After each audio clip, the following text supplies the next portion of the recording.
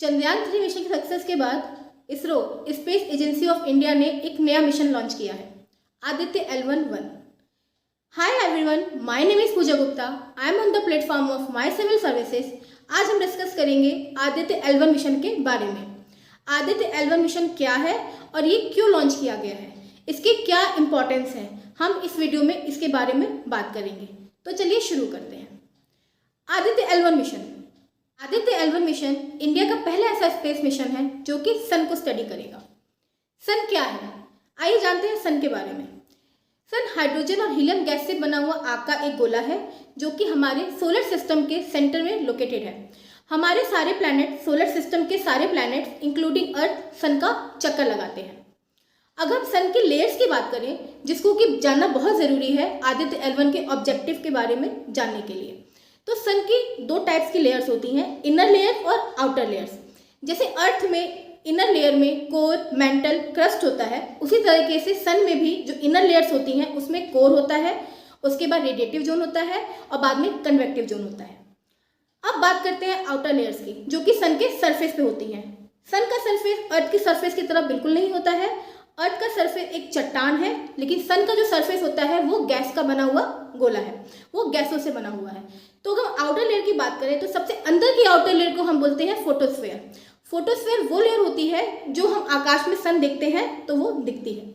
उसके बाद अगर हम बात करें क्रोमोस्फेयर, तो क्रोमोस्फेयर लेयर कब दिखती है? सूर्य ग्रहण के समय। जब सूर्य ग्रहण के समय एक पतली सी रिंग बन जाती है तो उस लेयर को क्रोमोस्फेयर बोलते हैं। उसके बाद सबसे last outer most layer corona होती है। कोरोना लेयर कब दिखती है? जब पूरी तरह से सूर्य ग्रहण लग जाता है और सिर्फ सन के फ्लैशेस दिखते हैं, तो उस टाइम पे उस लेयर को हम कोरोना कहते हैं। अब हम बात करते हैं आदित्य L1 मिशन की नेमिंग के बारे में। आदित्य L1 को आदित्य L1 ही क्यों कहा गया है? आदित्य का मतलब होता है सन या सूर्य। हमारे भारत के एंशिएंट लिटरेचर में आदित्य को सूर्य कहा गया है।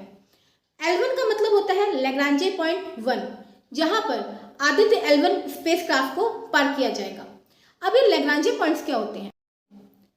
अगर हम आसान भाषा में समझें तो लैग्रांजे पॉइंट्स स्पेस में ऐसी पोजीशन होती हैं जहां पर दो लार्ज बॉडी के ग्रेविटेशनल फोर्स या गुरुत्वाकर्षण फोर्स का इफेक्ट मिनिमम होता है, या दोनों बॉडीज के गुरुत्वाकर्षण बल जो होते हैं वो एक दूसरे को कैंसिल आउट कर देते हैं, बैलेंस कर देते हैं। और अगर इन लैग्रांजे पॉइंट्स पे कोई भी स्पेसक्राफ्ट पार्क किया जाता है तो वो कम से कम फ्यूल यूज के साथ वहां पर काफ़ी वक्त तक रह सकता है, स्टेबल रह सकता है। अगर हम बात करें L1 पॉइंट की, तो L1 पॉइंट सन और अर्थ सिस्टम के बीच में लोकेटेड है। सन और अर्थ सिस्टम के बीच में 5 लैग्रांजे पॉइंट्स होते हैं, L1, L2, L3, L4 और L5। अगर हम एक सीधी रेखा देखें सन से लेकर अर्थ के बीच में, तो L1, L2 और L3 इस सीधी रेखा पर लोकेटेड होते हैं। L4 और L5 पॉइंट जो होते हैं, अगर हम सन और अर्थ सिस्टम के बीच में एक त्रिभुज बनाएं तो वो त्रिभुज की जो टिप्स होती हैं वहां पर L4 और L5 पॉइंट्स लोकेटेड होते हैं। अगर हम L1 पॉइंट की बात करें तो ये सन और अर्थ के बीच अर्थ से 15 लाख किलोमीटर की दूरी पर लोकेटेड है। इस पॉइंट पे आदित्य L1 स्पेसक्राफ्ट एक हेलो ऑर्बिट में मूव करेगा और यहाँ पर अगले 5 सालों के लिए रह करके सन को स्टडी करेगा। तो इस वीडियो में हमने देखा कि आदित्य L1 मिशन क्या है, सन क्या है, लैग्रांजे पॉइंट्स क्या होते हैं।